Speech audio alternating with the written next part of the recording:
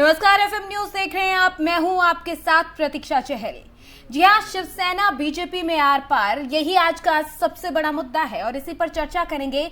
मुंबई में ईडी के छापेमारी के बाद दिल्ली में बैठे संजय राउत ने बीजेपी नेता किरीट सोमैया पर आरोपों की झड़ी लगा दी। 1971 के आईएनएस विक्रांत के मुद्दे को उठाया और किरीट सोमैया को सीधे कटघरे में खड़ा कर दिया। यहां तक कि राउत ने किरीट सोमैया को देशद्रोही भी बता दिया। दूसरी ओर पीएम और पवार की मुलाकात में शरद पवार ने संजय राउत के घर हुई ईडी की छापेमारी का मुद्दा उठाया। इन दोनों ही मसलों पर महाराष्ट्र की सियासत में भूचाल आ गया है। लगातार सवाल भी खड़े हो रहे हैं। इन तमाम सवालों पर आज के इस खास कार्यक्रम में चर्चा करेंगे कि आखिर केंद्र और महाराष्ट्र सरकार में क्या आर पार हो गई है, संजय राउत के आरोपों में कितनी सच्चाई है। साथ ही साथ ये भी बड़ा सवाल है क्योंकि संजय राउत की तरफ से बड़े आरोप लगाए गए हैं। क्या महाराष्ट्र में बदले की राजनीति हो रही है, क्योंकि बात चाहे केंद्र सरकार की तरफ से की जा रही हो या फिर महाराष्ट्र सरकार की तरफ से, आरोप दोनों तरफ से लग रहे हैं। क्यों सवालों से आखिर किरीट सोमैया बचते हुए नजर आ रहे हैं? क्या बचने के लिए राउत की तरफ से ये आरोप लगाए गए हैं? तो ये तमाम सवाल हैं। मेहमान हमारे साथ यहाँ पर जुड़ेंगे, चर्चा का हिस्सा बनेंगे और इन तमाम सवालों के जवाब आज के इस डिबेट में हम ढूंढने की कोशिश करेंगे। चर्चा के बीच में इन सवालों के हम तमाम मेहमानों से पूछेंगे और जवाब चाहेंगे कि क्या महाराष्ट्र में असल में बदले की राजनीति हो रही है, क्योंकि आरोप प्रत्यारोप का दौर जारी है। और इस बीच में किरीट सोमैया को लेकर जिस तरीके के आरोप संजय राउत की तरफ से लगाए गए हैं, सवाल यह है कि क्या बचने के लिए आरोप लगाए जा रहे हैं, क्योंकि इन दोनों ही मसलों पर, चाहे ईडी की कार्रवाई का लेकर मसला हो या फिर मसला हो जो किरीट सोमैया पर आरोप लगे हैं, केस दर्ज हुआ है, उसको लेकर तमाम सवाल खड़े किए जा रहे हैं। और ऐसे में सवाल ये कि आखिर क्या महाराष्ट्र में बदले की राजनीति हो रही है, क्योंकि आरोप दोनों तरफ से कुछ ऐसे ही लगाए जा रहे हैं। मेहमान हमारे साथ यहाँ पर जुड़ेंगे, तमाम मेहमानों से यहाँ पर चर्चा करेंगे और इन्हीं सवालों के जवाब ढूंढने की कोशिश करेंगे। और इसीलिए आज का सवाल सबसे बड़ा क्या केंद्र और महाराष्ट्र सरकार में आर पार की लड़ाई हो रही है और इन दोनों मुद्दों पर महाराष्ट्र की सियासत में भूचाल क्यों मचा हुआ है।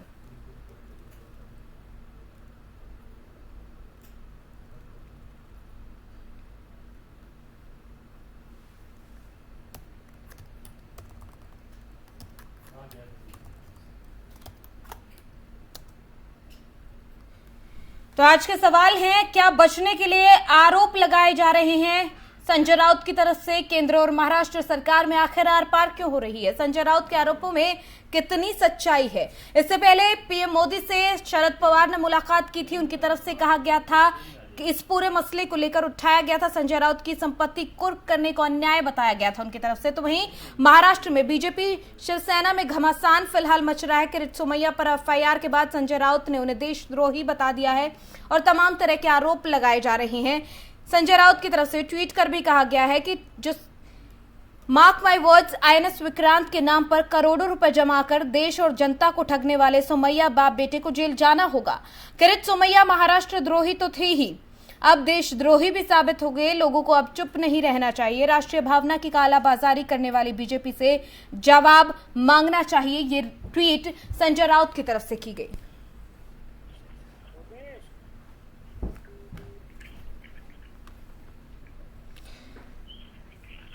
तो वहीं इसी चर्चा के लिए मेहमान हमारे साथ यहाँ पर जुड़ गए हैं। शाइना एनसी जी जुड़ी हैं हमारे साथ, प्रवक्ता हैं बीजेपी से। शाइना जी, आपका बहुत स्वागत है एफएम न्यूज पर। वहीं धर्मेंद्र तोमर जी हमारे साथ यहाँ पर जुड़े हैं, प्रवक्ता हैं शिवसेना से। धर्मेंद्र जी, आपका भी बहुत स्वागत है। जी, आवाज मिल पा रही है आपको मेरी? जी जी जी। सबसे पहले धर्मेंद्र जी आपसे सवाल, क्योंकि लगातार जिस तरीके के मसले महाराष्ट्र की सियासत में उठते हुए दिखाई दे रहे हैं, जो आरोप प्रत्यारोप का दौर जारी है, क्या महाराष्ट्र में जो आर पार हो गए हैं, चाहे महाराष्ट्र सरकार हो केंद्र सरकार हो, आमने सामने आ गए हैं? ऐसा नहीं है। एक्चुअल में क्या है, जहां भाजपा की सरकारें नहीं है जी, वहां भाजपा कहीं ना कहीं कीचड़ फैलाना चाहती है ताकि उनका कमल खिल सके। जी, भाजपा की राजनीति है कीचड़ उछालो और कमल खिलाओ। इसीलिए इन्होंने माननीय संजय राउत साहब के पास ईडी सीडी जो भी इनकी जितनी भी जांच एजेंसियां सबको लगा दिया कीचड़ उछालने के काम पर। जी, अब कीचड़ उछालने के काम पर केवल इतना कि जो इनके 105 विधायक महाराष्ट्र में बेरोजगार पड़े हैं उनको रोजगार कैसे प्राप्त हो, इसके काम पर सीधी केंद्र सरकार लगी हुई है। लेकिन महाराष्ट्र सरकार काम करने पर लगी हुई है, समाज सेवा में लगी हुई है जी। सिर्फ अंतर इतना है। शाइना जी, आपको आवाज मिल पा रही मेरी? लगता है या संपर्क नहीं हो पा रहा है, दोबारा कोशिश करेंगे। टेक्निकल खामी की वजह से यहाँ पर कांटेक्ट उनसे नहीं हो पा रहा है। राजीव ओझा जी हैं वरिष्ठ पत्रकार, वो भी हमारे साथ यहाँ पर जुड़े हैं, उनसे भी यहाँ पर चर्चा करेंगे। लेकिन धर्मेंद्र जी, एक बार फिर लौट कर आपके पास आऊंगी, क्योंकि बार बार सवाल खड़े हो रहे हैं। तमाम तरीके से बदले की राजनीति की बातें की जा रही है, चाहे ईडी की कार्रवाई की बात हो या फिर कोई भी मसला हो, चाहे अभी किरीट सोमैया को लेकर जिस तरीके से आरोप लगाए जा रहे हैं संजय राउत की तरफ से या फिर केस दर्ज हुआ है दोनों ही तरफ से। पहले शिवसेना की तरफ से बदले की राजनीति के आरोप लगाए गए, अब केंद्र सरकार या फिर जो बीजेपी के नेता उनकी तरफ से इस तरीके के आरोप लगाए जा रहे हैं, इसको क्या कहेंगे? जब से महाराष्ट्र में शिवसेना की सरकार बनी है उसी दिन से ही केंद्र सरकार के हौसले पस्त हैं। वो लगातार झूठे आरोपों को लगाकर सरकार को कहीं ना कहीं गड़बड़ाना चाहते हैं, गिराना चाहते हैं और उसी नीति पर वो चल रहे हैं। किस तरह से सरकार को बदनाम किया जाए, किस तरह से सरकार को कीचड़ उछाला जाए, उसमें वो कीचड़ में अपने कमल को खिलाया जाए, इसी कोशिश से ये लोग लगे हुए हैं और कोई काम उनको रह नहीं गया है। केवल एक ही काम भारतीय जनता पार्टी को है, कीचड़ उछालो और अपना कमल खिलाओ, क्योंकि कमल साफ पानी में तो खिलता नहीं है।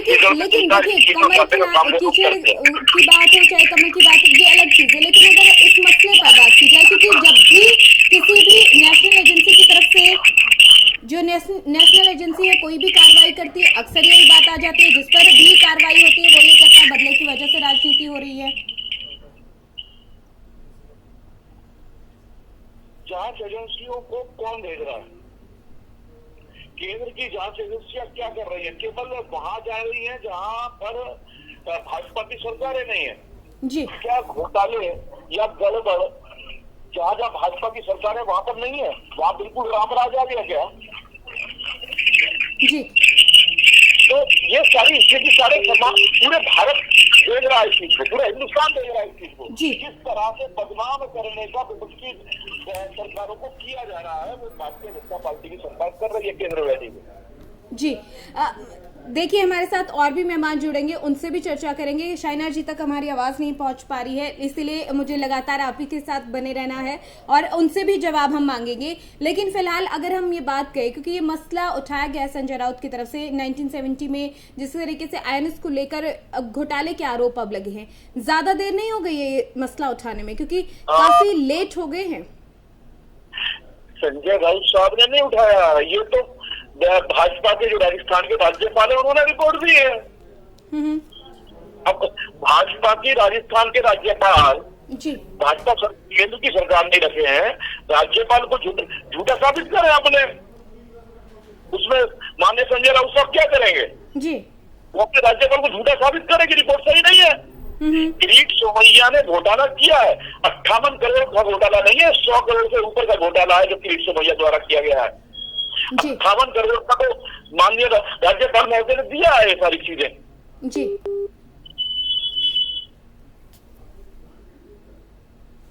लेकिन भाजपा या केंद्र सरकार से बचने वाली नहीं है। अपने लोगों पर, दूसरों पर कीचड़ उछालोगे तो मुंह आपका भी काला होगा। ये भाजपा की केंद्र सरकार को समझना चाहिए। बिल्कुल। अगर एक और मसला यहाँ पर सबसे बड़ा खड़ा होता है कि क्या, क्योंकि ईडी की कार्रवाई हुई, उसके बाद ये सवाल उठाए गए, किरीट सोमैया पर भी केस हुआ, तो ऐसे में क्या दोनों मसले आपस में जुड़े हुए हैं क्या? जुड़े हुए तो है ही नहीं, कहीं से कहीं भी नहीं है। ये तो आप भाजपा के राज्यपाल से पूछे जो राजस्थान के राज्यपाल है, वो बताएंगे। और अगर ईडी की कार्रवाई को लेकर आपसे सवाल, अब ईडी की जांचें तो भारत केंद्र सरकार कब से करती हुई आ रही है और लगातार महाराष्ट्र सरकार को परेशान करने का काम किया है, उसको सहयोग देने का काम किया ही नहीं है। लेकिन अगर बात की जाए, देखिए, चलिए हमारे साथ मेहमान जुड़ गए हैं। शाइना जी एक बार फिर हमारे साथ यहाँ पर जुड़ी है। शाइना जी, आवाज मिल पा रही है आपको मेरी? जी। बहुत स्वागत है आपका एफएम न्यूज पर। नमस्कार। शाइना जी, लगातार देखिए हमारे साथ जो है शिवसेना के प्रवक्ता धर्मेंद्र जी जुड़े हुए हैं। तमाम सवाल मैं उनसे कर रही हूँ। एक सवाल आपसे भी, क्योंकि क्या लगातार जिस तरीके से महाराष्ट्र सरकार हो गई, केंद्र सरकार हो गई, क्या आर पार की लड़ाई चल रही है अब? देखिए, सच्चाई की लड़ाई तो चल रही है, लेकिन मैं नहीं मानूंगी कि ईडी का जो काम होता है, काम करने का तरीका कोई पॉलिटिकल प्रेशर के निमित्त होता है। जो 1306 करोड़ का एक पात्रा चौल का एलिगेशन रहा है, तो मुझे लगता है कि स्पष्ट रूप से ये चीज स्थापित होता है कि संजय राउत के प्रति कोई सबूत बिना ईडी काम नहीं कर रही है। वो जानना चाहते हैं कि क्या हुआ है इस पूरे कांड में, और जो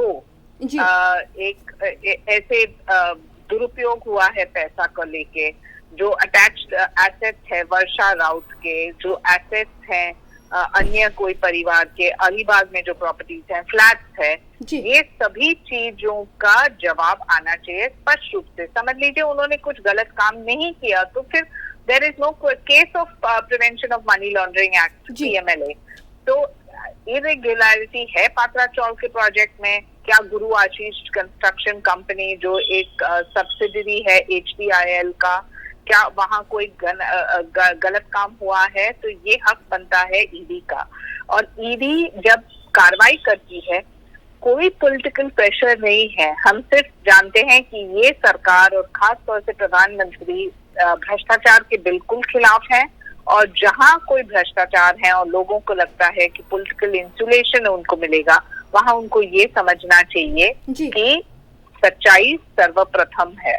जी शाइना जी, देखिए जब अगर ईडी की कार्रवाई हो रही है तो वो सबूतों के आधार पर कार्रवाई हो रही है। अगर अब किरीट सोमैया की बात की जा रही है तो क्यों आखिर वो सवालों से बचते हुए नजर आ रहे हैं?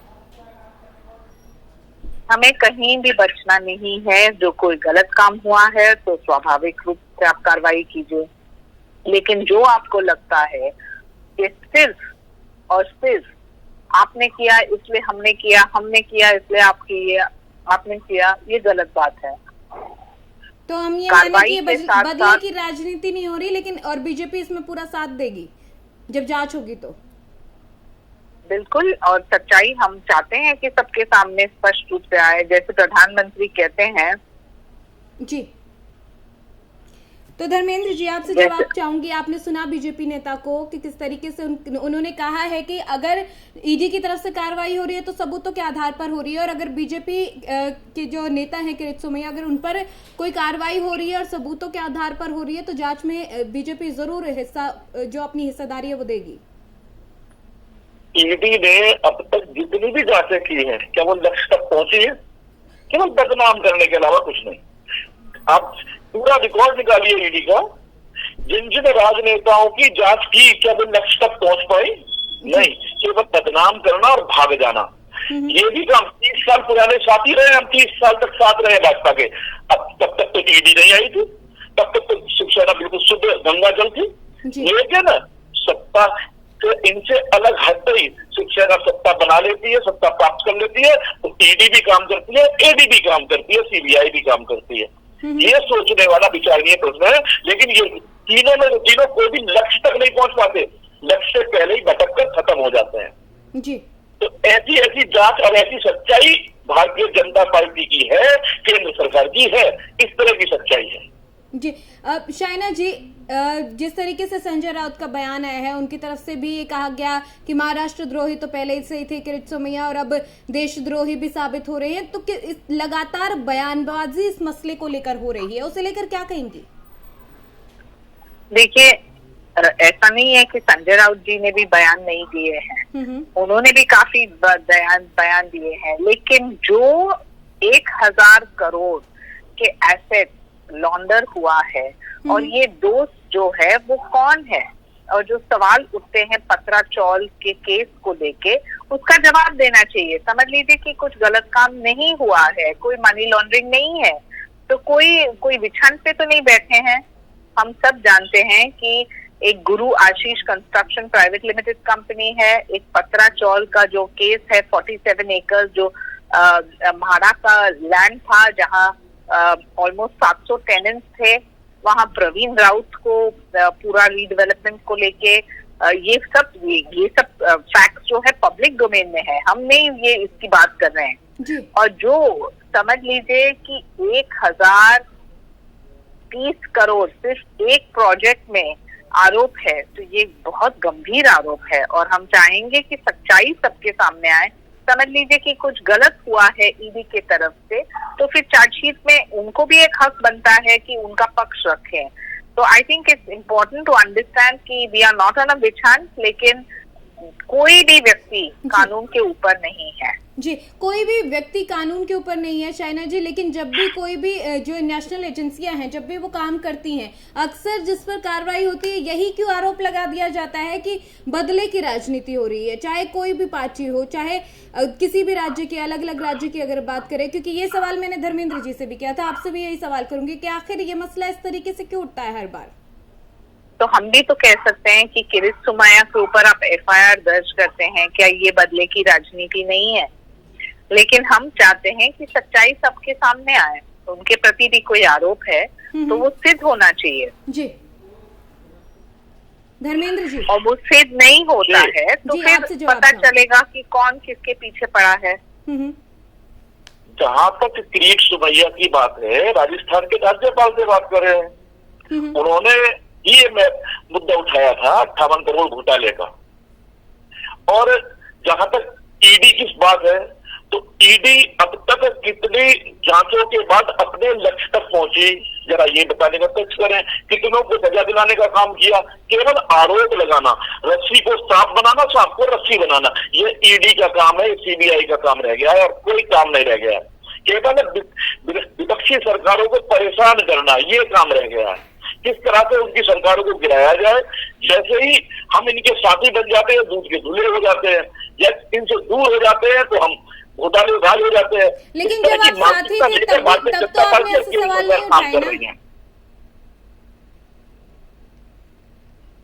ये आरोप प्रत्यारोप भी तो दूर जाने पर ही होता है। ये तो राजनीति में हम अक्सर देखते हैं कि जब तक साथ होते हैं तब सब सही होता है, लेकिन जैसे ही दूर जाते हैं सब गलत होने लग जाता है। यही तो हम कह रहे हैं, यही तो हम कह रहे हैं। लेकिन ये सवाल दोनों पार्टियों के लिए, सिर्फ एक पार्टी के लिए नहीं, दोनों के लिए ये सवाल। क्या मैं कुछ कहूँ? जी जी बिल्कुल शाइना जी, बिल्कुल। देखिए, जब ईडी ने ये क्लेम किया कि संजय राउत के क्लोज एसोसिएट है प्रवीण राउत, जो अभी जुडिशियल कस्टडी में है, कि उन्होंने 100 करोड़ राकेश वाधवान HDIL से लिया था 2010 में, तो जो ये सच्चाई स्पष्ट रूप से सबके सामने आया है, तो क्या ईडी को कार्रवाई करनी चाहिए या नहीं? आप मुझे सिर्फ ये जवाब दीजिए। समझ लीजिए कि कोई एलिगेशन गलत है, तो हम जरूर मानेंगे कि स्पष्ट रूप से समाज के सामने आना चाहिए। लेकिन यहाँ ईडी का प्रोब क्यों है? क्योंकि गुरु आशीष कंस्ट्रक्शन जो फर्म है, जो पत्रा चौल का रीडेवलपमेंट माड़ा के निमित्त कर रहा था, वहां स्पष्ट रूप से मनी लॉन्ड्रिंग का case to the tune of 1040 crore. ये कोई छोटा फिगर नहीं है। समझ लीजिए कि गलत हुआ है और ये प्रवीण राउत ने कहा कि संजय राउत का हाथ है, तो क्या कार्रवाई के बाद ही पता चलेगा कि सच क्या और झूठ क्या, राइट? डॉक्यूमेंटेशन भी होता है जी। और जो आपको लगता है ये एक विच हंट है, तो मैं सिर्फ पूछना चाहती हूँ कि जब कोई गलत काम हो रहा है और आप चाहते हैं कि एजेंसी काम न करे, तो एजेंसी का उपयोग ही क्या? धर्मेंद्र जी, सवाल शाइना जी का आपसे कि अगर मान लीजिए जब सबूत हैं और अगर कार्रवाई नहीं होगी तो फिर एजेंसियों की क्या जरूरत रह जाएगी? सबूतों को बनाया जा रहा है, सबूत है नहीं। सबूतों को बनाओ, बदनाम करो, लक्ष्य तक कभी ईडी पहुंचने वाली नहीं है। क्योंकि इनके उसमें जान ही नहीं है। धर्मेंद्र जी, जब भी अक्सर देखिए महाराष्ट्र में अभी पिछले कुछ वक्त की बात करें, कोई भी मसला उठता है तो दूसरा मसला उसके साथ खड़ा हो जाता है। पिछले वक्त में जो भी केसेस रहे, अगर उन पर भी नजर डालें, नवाब मलिक का मुद्दा हो गया, अनिल देशमुख, तो तमाम मुद्दों में एक मुद्दे के साथ दूसरा क्यों, जैसा सवाल मैंने आपसे भी किया था, क्या दोनों मसले साथ में जुड़े? अब मैं जब भी दोनों ही पार्टियों से सवाल कर रही हूँ, वो ईडी की बात कर रहे हैं, आप किरीट सोमैया की बात कर रहे हैं, तो क्या दोनों मसले जुड़े हुए हैं? एक बार फिर आप दोनों से यही सवाल। किरीट सोमैया की बात हमने नहीं करी, राजस्थान के राज्यपाल ने की। लेकिन आज जब बात हम इस चर्चा में कर रहे हैं तो हम संजय राउत के बयान की बात कर रहे हैं। इनके द्वारा संवैधानिक पद पर बैठाया गया व्यक्ति जो बात कर रहा है, किसी घोटाले की बात कर रहा है, तो हमने उसको आगे बढ़ाने का काम किया है। हमारे अगर उसी तरीके से ईडी जब कार्रवाई करता है, वो भी तो एक जांच को आगे बढ़ा रहे हैं ना। ईडी केवल केंद्र सरकार की गोद में बैठकर काम कर रहा है। शाइना जी, क्या ईडी हो या सीबीआई हो, कोई स्वतंत्रता से काम नहीं कर रही है, स्वतंत्र रूप से कोई काम नहीं कर रही है। बताएं कितनी भाजपा सरकारों में इन्होंने घोटाले की जांचें करेंगी? क्या वहां पे घोटाले नहीं है? वहां पर बिल्कुल रामराज आ गया। शाइना जी, जवाब चाहेंगे आपसे। इतनी सरकारें हैं, सारी सरकार भाजपा की, इसकी सारी सरकारों में रामराज स्थापित है, केवल महाराष्ट्र में ही सारे घोटाले आ गए या विपक्षी सरकारों में घोटाले आ गए? शाइना जी, आवाज मिल पा रही है आपको मेरी? जी हाँ, अभी पूछिएगा। जी, मैं आपसे जो सवाल उनकी तरफ से किया गया उसी पे सवाल करना चाहूंगी, क्योंकि लगातार जब आरोप लगता है इस तरीके से कि केंद्रीय एजेंसियां जो है उनका दुरुपयोग हो रहा है, ऐसे में सवाल खड़े होते हैं कि ठीक है, जहां जो सत्ता में हो, क्या जिन राज्यों में उनकी सरकार है वहां पर किसी तरीके के कोई घोटाले नहीं, वहां पर क्यों नहीं आखिर इस तरह की कार्रवाई होती? देखिए, जब ये रिपोर्ट बाहर निकला तो ईडी कब आता है? जब एक एसआईटी प्रोब होता है, एक्सटॉर्शन हो, एजेंसीज हो, या फिर कुछ दुरुपयोग of prevention of money laundering act हो, तब अब हम जानते हैं कि ये केस है क्या जी। और जो आपको लगता है कि फाइनेंशियल क्राइम नहीं है और हमें नजरअंदाज करना चाहिए, तो ये गलत बात होती है। हमें दखल अंदाज नहीं करना चाहिए, हम नहीं कर रहे हैं, लेकिन जो ये एजेंसीज को पता चले और जुडिशियल कस्टडी में जो व्यक्ति है उनके निमित्त ये सबूत आता है, तो I think let truth prevail, let truth be prevailing on the fact कि जो 130 करोड़ का जो लैंड स्कैम रहा है ये पत्राचौल को लेके, इसके प्रति जो गलत काम हुआ है, तो वो सच्चाई आने दीजिए। और आप बड़ी बड़ी बातें कर रहे हैं, मराठी मानुस स्वयं नहीं चाहेंगे कि गलत दुरुपयोग हो उनके प्रति, उनके टेनेंट्स के प्रति, और जो ये सच्चाई आपके अनुसार गलत है, तो मुझे लगता है फिर तो पूरे देश में ही भ्रष्टाचार फैलेगा। जी, चलिए, वक्त हमारे पास बहुत कम बचा है। दोनों मेहमानों से आखिरी टिप्पणी चाहूंगी। धर्मेंद्र जी, आपसे, क्या ये जो आरोप प्रत्यारोप का दौर जारी है सवालों के जवाबों से बचने के लिए है? केवल विपक्षी सरकारों को बदनाम करने का काम केंद्र सरकार कर रही है अपनी जांच एजेंसियों के द्वारा, इसके अलावा कुछ नहीं कर रही है। केवल उसे अब सत्ता चाहिए, हर राज्य में अपनी सरकार चाहिए, उसके लिए साम दाम दंड भेद हर तरह की नीति को अपनाया जा रहा है। तो क्या साम दाम दंड भेद अपना रहे हैं शाइना जी? मैं एक चीज स्पष्ट कहूं, जो लोग सोचते हैं कि वो कानून के ऊपर हैं, वो नहीं है। डायरेक्टरेट ऑफ इन्फोर्समेंट जो एजेंसी है उसका काम क्या है? Economic intelligence, enforcing economic laws and fighting जहां क्राइम होता है। ये part of Department of Revenue है, और हम जानते हैं कि सच्चाई के साथ साथ जो आपको इतनी आपत्ति होती है, तो ये आपत्ति क्यों हो रही है? क्योंकि जब एक सीबीआई हो या ईडी है अपना काम करती है, तब आपको पता है कि सच्चाई सबके सामने आता है, और जो आपके कारतूत ऐसे हैं, तो फिर आपको डरने की आवश्यकता है नहीं। तो आप डरे किस बात की? I think let's understand there are independent agencies in a democracy like ours, और वहाँ आपको अपने ढंग से उनको काम करना चाहिए, जिस ढंग से उनको कार्रवाई और सबूत के अनुसार मिले। बिल्कुल, सबूत के अनुसार कार्रवाई होनी चाहिए, चाहे मामला किरीट सोमैया का हो या फिर हो ईडी की कार्रवाई का। तो दोनों ही मसलों में दोनों मेहमानों का बहुत शुक्रिया, आप चर्चा का हिस्सा बने। शाइना जी आपका भी बहुत शुक्रिया, धर्मेंद्र जी आपका भी बहुत शुक्रिया, आप दोनों ने अपना कीमती वक्त निकाला और चर्चा का हिस्सा आप बने।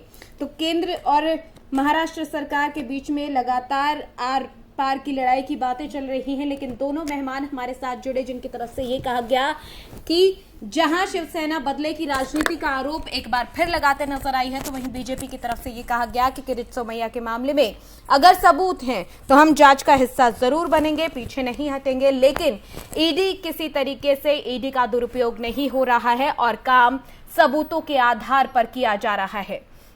लगातार इस तरह के आरोप जो हैं संजय राउत की तरफ से लगाए जा रहे हैं, तमाम इन मसलों को उठाया गया इस चर्चा के दौरान और दोनों मेहमानों की तरफ से इन तमाम सवालों को लेकर जवाब भी दिए गए। जवाब आपने सुने।